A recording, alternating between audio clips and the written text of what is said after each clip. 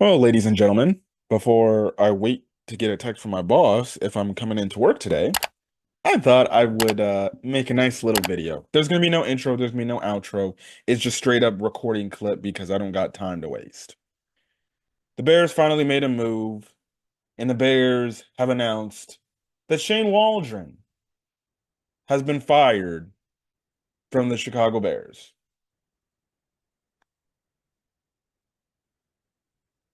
Well, well, well.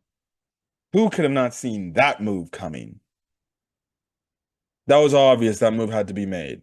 It was obvious that Shane Waldron, shaky Shane Waldron, had to be fired.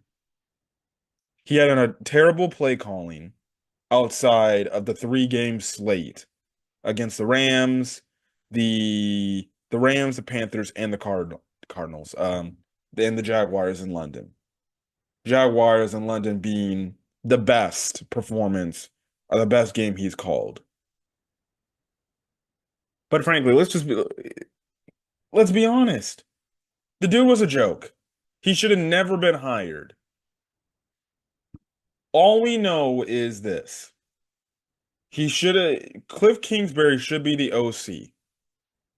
But because egos got in the way, because the head coach didn't want a guy potentially superseding him if things end up going wrong, and then he has some weird feelings like, oh, well, Poles made me like look at this guy and be like, okay, he knows Caleb. Boom. Plain and simple. Plain and simple. It's a joke. It's embarrassing. It's embarrassing. And it's funny because I did make a video yesterday about everything that came to blows from the press conference yesterday that Eberflus was doing, the freaking hanging up on Cap and J Hood or whatever, and then the freaking stuff about him it might take 24 or 48 hours to come up with a decision. Well, I don't need to post that video. I was gonna actually post it today to YouTube, but because this news, well, the video, the points I made in that video are essentially irrelevant. Only thing that would be relevant is the fact that the Bears need to fire Eberflus, but they clearly didn't. Yes, they clearly haven't. Shane Waldron was a complete joke, and the fact that the Bears hired this guy, it is completely stupid. On top of it, they fired him mid-season. And I think I just saw a tweet from Courtney Cronin. Um, Courtney Cronin said, since 1970, when Perry Moss was the Chicago Bears' first designated offensive coordinator, the franchise had never changed OCs mid-season until today. So you're telling me since 1970, this organization has not fired an offensive coordinator basically mid-season. That's predating a bunch of other stuff, Craig. That's absolutely insane. That's absolutely insane. They've gone that long. That's damn near over 100 years, bruh. Over 100 years, realistically, if it's not over 100, it's around like 80 or 90 years where it finally took you until now to finally fire a coach, your offensive coordinator mid-season because he kept getting in the way. Hmm, funny. Now you also know what else is funny? There are only two offensive coordinators that have been fired this season. That's Lou Getsy and now officially Shane Waldron. Now, please tell me, Ryan Poles, why'd you hire this guy? So let's get something straight.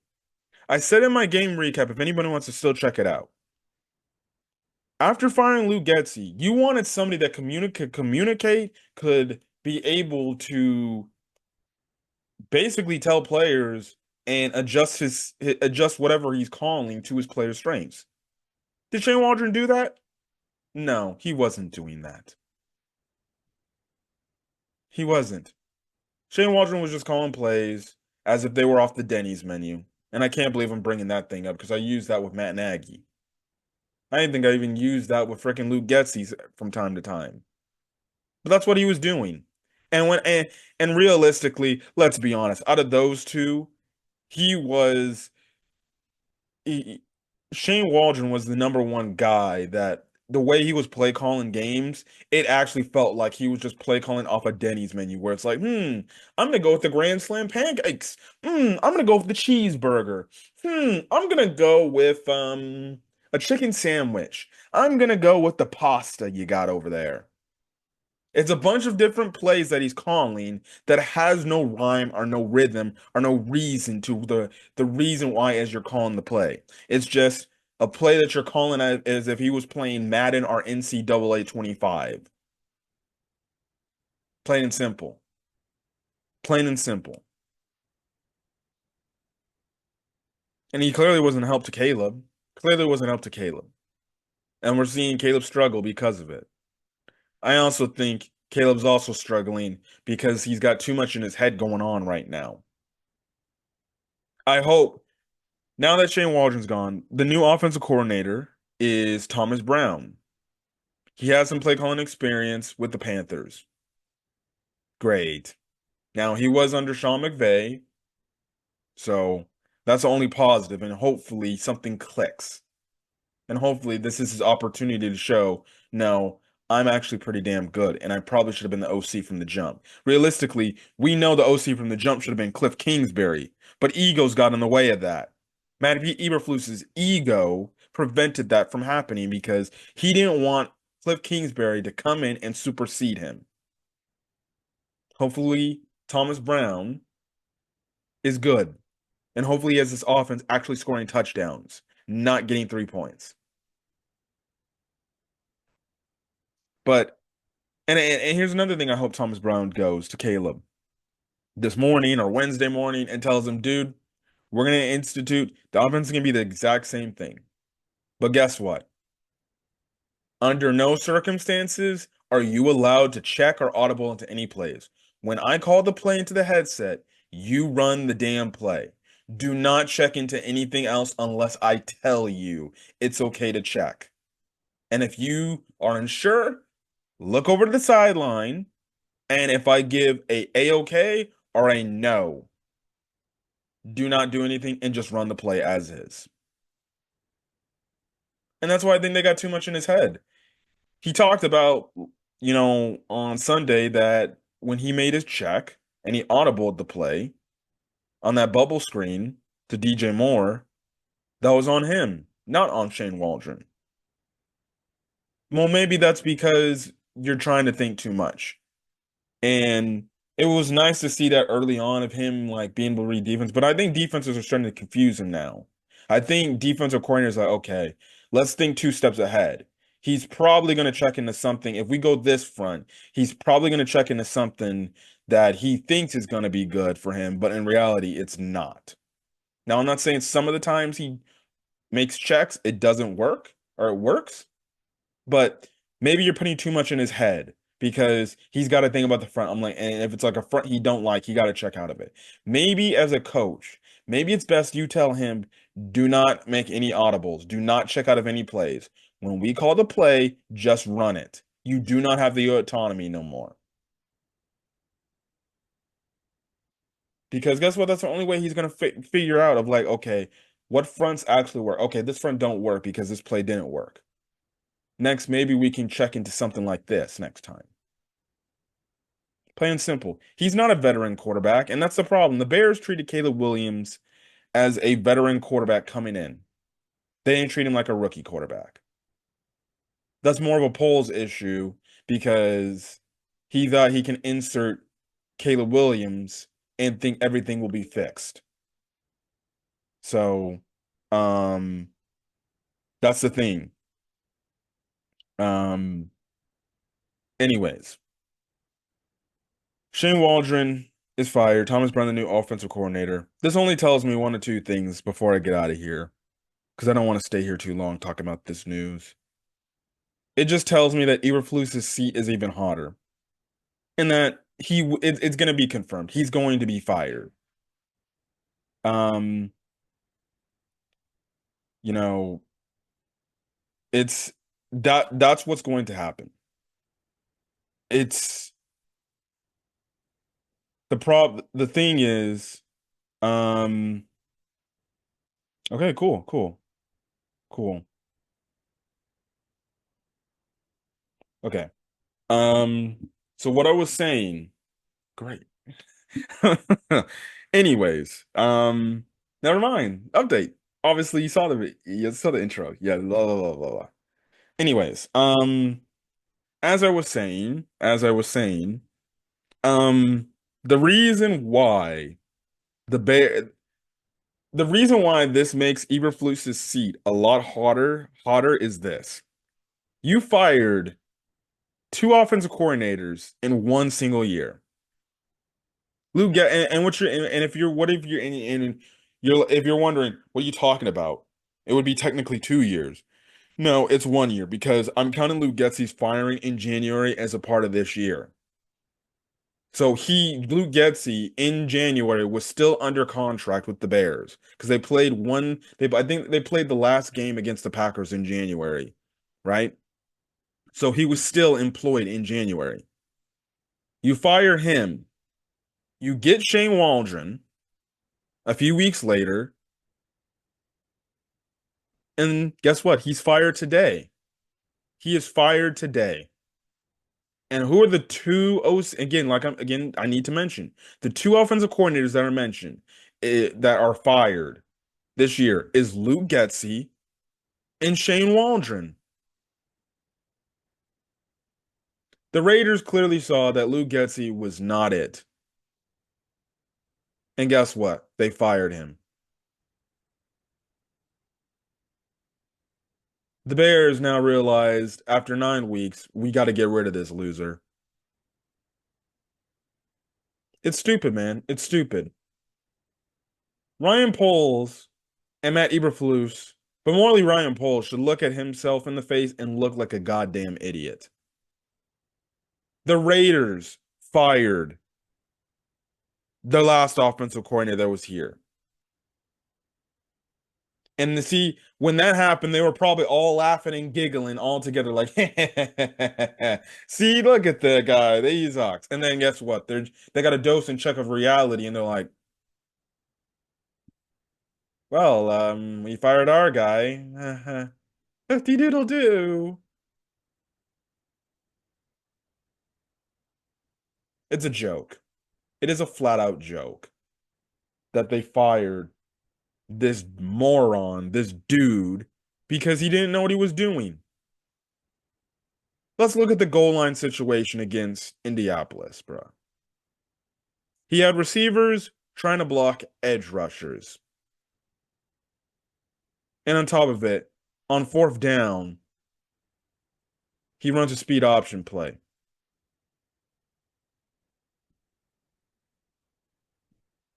Like the next day, the next Thursday, he talks to the media. He talks about how he learned from it and he won't do that again. And this is before when players already started talking about, like, look, man, we need to be coached harder. It's okay to be honest. That's when, and then he came out and talked about, I won't do that again. I got to be better in that situation, blah, blah, blah, blah, blah, blah. Right? So he improves. He does learn from his mistake. He ends up running Roschon Johnson up the middle for the next 3 games when they were on the goal line, adding Doug Kramer as the fullback. So then coming out of the bye week, or during the bye week, must have thought, we've been running this ISO play to Roschon Johnson a lot. You know what? Let's give our man Doug Kramer the ball. That sounds smart. They'll never see it coming. He'll walk right into the end zone against the Commanders. That was one of the plays that ended up breaking this locker room.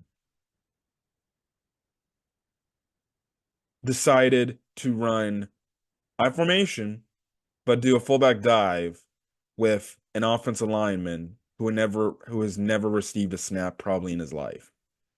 Mind you, a backup. Who, mind you, is also the third string center. Of course, he fumbles the ball, and then it's only until the next time, the next possession, you get down to the goal line, you actually do the right goddamn thing. And then what does he say in the press conference? What does he say in the press conference? He even doubled down on the decision. Yeah, the head coach also did too. But he doubled down as the fact like, listen, man, it's all right. It's fine. We've been working that play all week long. That's when I knew he should have been fired because he didn't take accountability. He didn't take accountability like he did in week 3. See, if he started off, he should have started that week off saying, "I take accountability for that Doug Kramer play. That was a terrible play on my call, and I'm gonna do better." I say that I said that I would have do a better job. I clearly didn't. I take accountability for that. That's my fault. That's my bad play. And I hope that if a situation like that is happening again, I hope to not make that decision again, if I'm being honest. But if I have to also be honest, I kind of get a little bit too ahead of myself. But going forward, I hope not to do that. See, it would take a lot of guts of a coach to admit where they were wrong and why they were wrong. But you don't have it with Eberflus and his staff. They won't admit why they were wrong. They just speak as if, well, it's not really our fault. It's because the players can't execute. Yes, the players have to execute. I don't like the players coming out and talking and everything because it just shows me that they want the coaching staff fired. It's blatantly obvious, obviously, the way they keep talking. But at the end of the day, they also still got to go out there and execute. They may not like the play calls they get, they may not like the coaches that lead them, but they still got to go out there and execute. At least play for pride in themselves.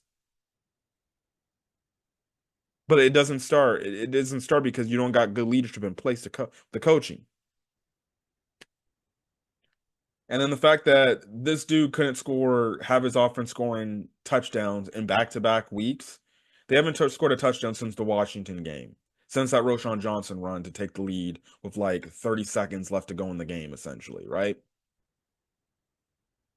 He had to be go. And then his offense put up the worst performance probably ever.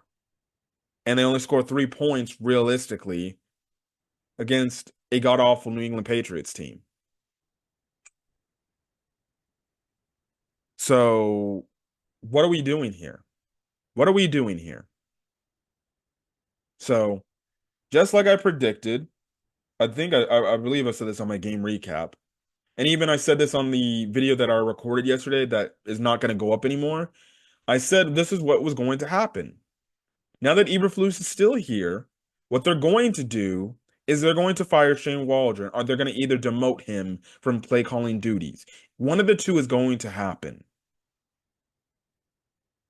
Well, that's what happened. Step one, they officially removed him of play calling duties. And guess what? It's funny that Herb Howard basically made them ask Eberflus the question to him of saying, like, look, dude, your offense is god awful. Are you willing to lose your damn job, Eberflus? If it means you're stuck with Shane Waldron calling plays. He asked him that point blank. He asked him that point blank. The reporters asked him questions last week if there was going to be a change at OC in terms of calling plays. He said no. Well, guess what? Now you get your change. Now you get your change. The only issue I have in this whole philosophy is the fact that he should have been fired immediately after the game was over against New England. Or it should have been announced first thing in the morning on Monday. But see, when Eberflus had even his spotty interview with Cap and J Hood, and then his interview with the media, he talked about this move being made, needing to be made in 24 to 48 hours.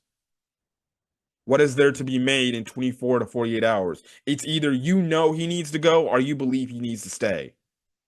If I was in that building, I would have said, get him out. Get him out.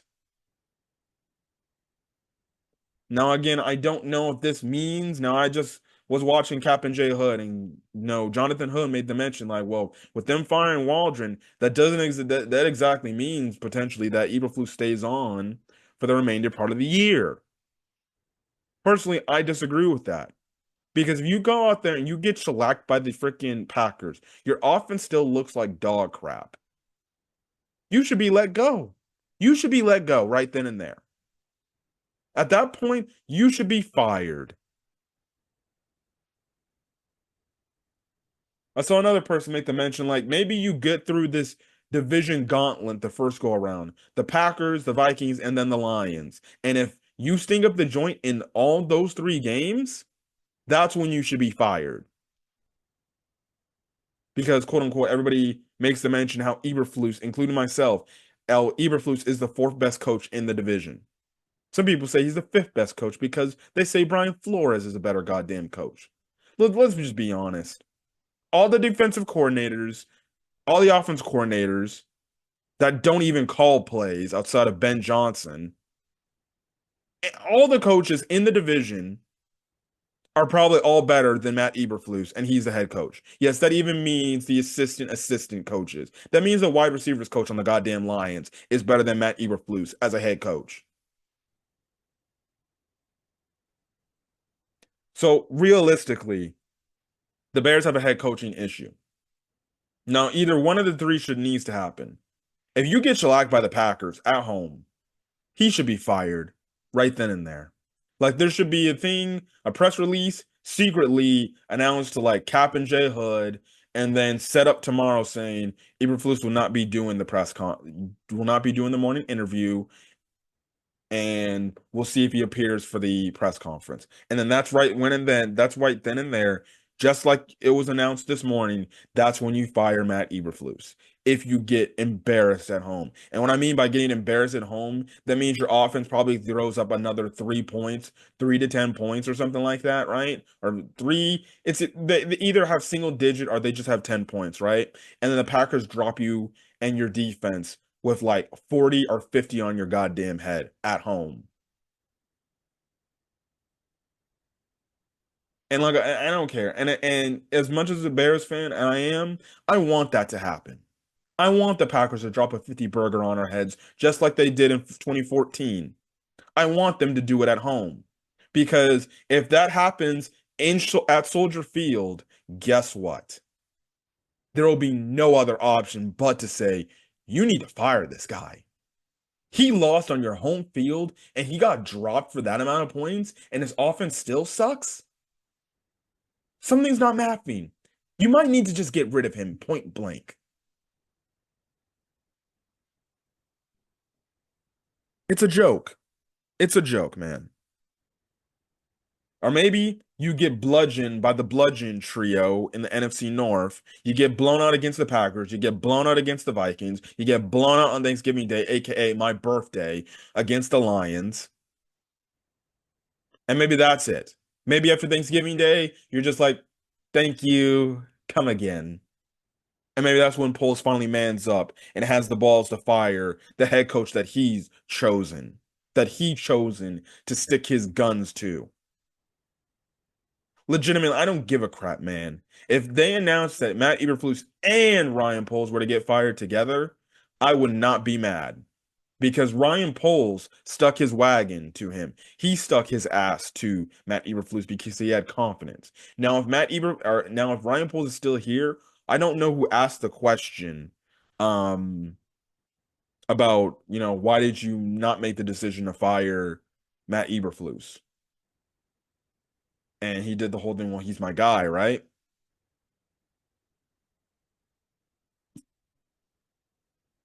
Plain and simple. That question should be asked to Ryan Poles again. If I was in the media room, I would ask him. So last year there was a question that was asked why you didn't fire Matt Eberflus, and basically you alluded to the fact that at that time he was your guy, he was your head coach. So I'm gonna pose a question to you, Mr. Poles. Why now did you fire Matt Eberflus when you look at the previous and you said it yourself. You don't want to look back at previous Chicago Bears history. Um, why did you not look back at the past and see that the past few coaches that were here in John Fox and somebody that you know very well in Matt Nagy They were here and they ended up getting a rookie quarterback the year after, and they ended up getting a rookie quarterback the year after they were fired, or the year before they got ended up getting fired, which then led a new head coach to getting the quarterback that maybe they may have not wanted. Why? That question needs legitimately the hard-hitting questions the media have been asking Matt Eberflus of late. They need to ask those type of questions to Ryan Poles if he is retained as GM. Like at this point, I'm personally fine if they fire Ryan Poles. My only two questions that if he's still here that they need to answer that he needs to answer for is why did he think it was a smart idea to bring back Matt Eberflus with a rookie quarterback, and why didn't you just make a move after last season if you knew? Because see, this would be one of the few things that I wish I had credentials to be in there because I would be asking these questions to this man. I'll be asking this dude point blank questions, asking him, why did you not make the switch? After looking back at the history with John Fox and a guy you know very well in Matt Nagy back in Kansas City, they were essentially fired and they had gotten a quarterback. And I'm just speculating that they stayed on for another year to try to buy them some time, and they ended up losing their jobs the previous year, and whoever it was inheriting the quarterback. John Fox was hired. When John Fox was here, he inherited Mitch Trubisky, got fired a year later, which led to a man you know very well, Matt Nagy, getting Mitch Trubisky. Then, after that experiment was over, he then gets the rights to draft Justin Fields, only for the guy that you hire when you got here, Matt Eberflus, to take Justin Fields, and now you're doing the same process again. Why? And you quote unquote said that you don't want to look back at the history of the Bears. Why did you not look back at the history at that point in time? Why did you not make a decision last January to realize I have to pair a rookie quarterback with a with a with a coach so they're on the same timeline? And then I would also ask them the question, you have failed to address the offensive line. Is that a you problem or is that more of a coaching issue with the way things were schemed? Because with all due respect, you can make the argument even though the talent hasn't been developed properly, you can make the argument that more could have been done to improve the offensive line with a young rookie quarterback. Because when you pull up the statistics, the numbers of the last guy that was here, he had the same issues. Now Caleb is having the same issues. Will that be addressed this offseason? Or will it not be addressed? Is there going to be is there going to be a focal point to focus on the trenches and not the out what's on the outsides? That's what I would ask Ryan Poles. That's what I would ask Ryan Poles. Plain and simple. Plain and simple. So, regardless, Matt Eberflus has been relieved of his duties. Um, not Matt Eberflus. Shane Waldron. Shane Waldron's been relieved of his duties. We're getting to get to Matt Eberflus soon. But regardless, this just tells me, again, closing thoughts, this move just tells me that Matt Eberflus is basically as good as gone. When you fire your offensive coordinator, when you fire your offensive coordinator, basically in the same year you fired the last offensive coordinator, that tells me you not only just made a mistake, you made a very bad mistake. It's a joke. Eberflus will be gone, whether it's after this weekend, whether it's after the Bludgeon Trio, or even if it's after this season. It's confirmed he's gone. They can go on a winning streak and whatever. He'll be gone. He'll be gone. It's plain and simple. He'll be gone.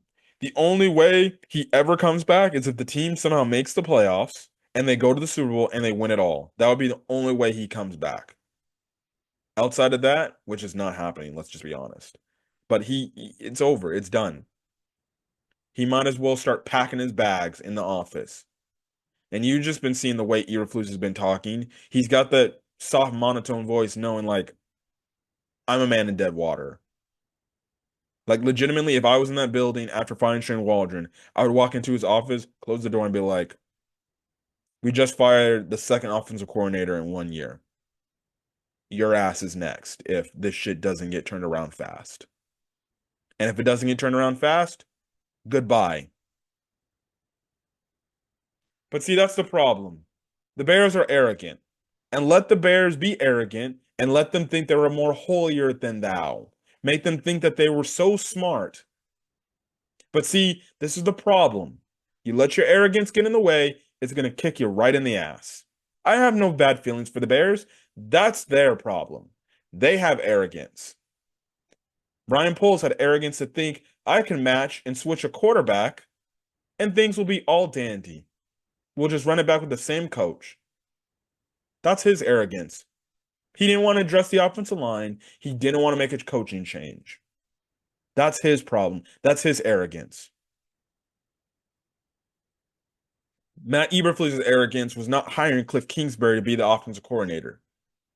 His arrogance was hiring Shane Waldron because he had a goddamn good presentation in his interview process. That's nice. That's cute. You can have a great interview process and have a great presentation of what you want to do. The question is this: how are you going to get my rookie quarterback to step up and play good? And there was another thing that was, when I was watching Captain J Hood, Albert Breer came on and talked about how nobody on the Bears staff has been adept in terms of working with a rookie quarterback. Shane Waldron only worked with veteran quarterbacks. He worked that last year with Russell Wilson, and he worked the 2 years with Geno Smith. He never worked with a rookie quarterback. He made the mention, Cliff Kingsbury has worked with a rookie quarterback as a head coach with Kyler Murray. He made the mention the fact like the Minnesota Vikings OC, they got JJ McCarthy, their OC, albeit he probably don't call plays. He's been in the league long enough. He's worked with rookie quarterbacks. He worked with a rookie Dak Prescott. See what I mean? See what I mean? And that's maybe what led to Shane Waldron calling the plays he called. He's calling plays like as if Caleb is a veteran quarterback, when in reality he's a rookie quarterback. And that should have been the thing the Bears should have done.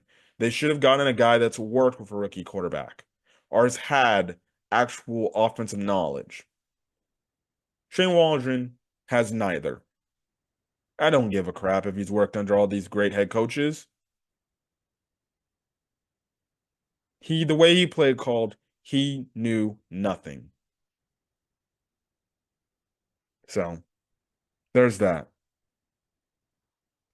And also, last thing too, in terms of Eberflus and him being gone, the man's fired around 5, 6 coaches in his coaching tenure. Lou Getsy, Shane Waldron, that's 2. And then his former defensive coordinator, Alan Williams. His former defensive coordinator, Alan Williams, and then the previous running back coach before, I think Chad Morton, who's the current running backs coach. Those two dudes, the former running back coach and Alan Williams, they were basically fired for basically inappropriate behavior. Now, with the Alan Williams situation, we still don't know why he was actually fired, but it's only led to believe that it was because of inappropriate actions within the organization. Plain and simple. And it was already announced that the running back coach, got fired, last year um, because of inappropriate behavior, which is the same thing with Alan Williams. So you fired 2 offensive coordinators in 1 year because of offensive ineptitude. You fire 2 coordinators or 2 coaches because of inappropriate relationship or inappropriate, activities done in the building. And then on top of it, you also fired your wide receivers coach last year because you had the belief that your wide receivers were not getting open and they were not progressing in the way that they were should be progressing. Guess what? The same thing is happening. So you fired Tyke Tolbert, who's a wide receivers coach last year. And still you're having problems where receivers are somewhat not getting open, but in reality, when they are open, it's the quarterback not giving them the goddamn football and just not letting it cut loose because the stupid head coach keeps insinuating into the quarterback, don't turn the ball over, don't turn the ball over, don't turn the ball over. You see what I'm talking about? This is all revolving back to Matt Eberflus. You've had 5 coaches on your staff fired. 2 because they can't effectively do their jobs. 1 was just really a scapegoat fire in the wide receivers coach, and then 2 were fired because of inappropriate activities in your organization. If that does not tell me that is piss poor job by head coaching and a piss poor job at a culture builder from your head coach, I don't know what that means. That just tells me this. You were never qualified to be a head coach, and you are a joke. But we're going to ignore that, and we're going to give you another year with a rookie quarterback.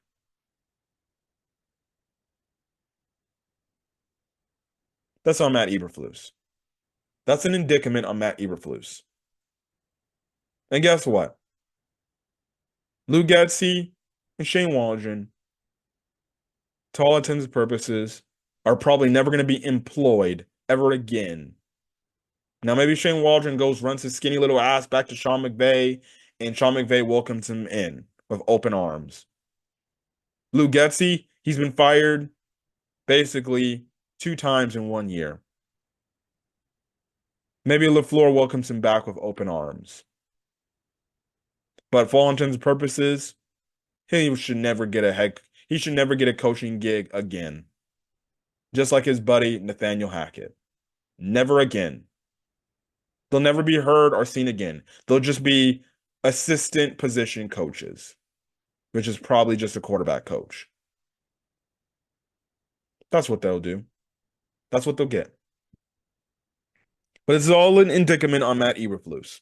You hired these guys, and these guys don't do their damn jobs. So there's that. That's it. I'm done. That's part 1. Part 1 down. Part 1 of the problem is gone. Now time for part 2 to happen. Next up is you, Matt Eberflus. And when he's gone, we're going to be throwing parties in here. But I'll be throwing a party in for that day, and then I'll be hoping and praying if Ryan Poles is still here, he understands that he needs to get this decision right. Because if he fucks up again, Ryan Poles will be gone. And I hope this is what happens. The head coach and the GM, along with Caleb Williams, stays together for the next 3 years. That's what should be the timeline.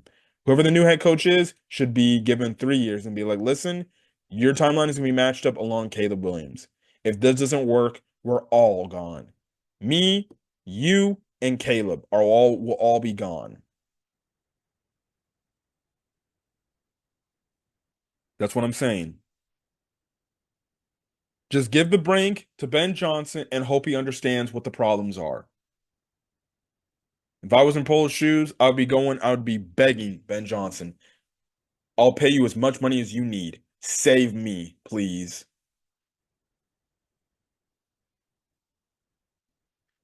So, there's that. Shane Waldron's fired. What's your thoughts on the decision of him being fired? Do you think it's warranted? Well, of course you think it's warranted. Your thoughts? When do you think Eberflus will be fired next? So then, guys, catch you guys in the next video. I'll actually, because of this move, maybe do a game recap with the Bears. Because I have to, because it seems like I have to talk about how the offense will look. I already know what the defense is going to look, but we'll see. So then, guys, peace.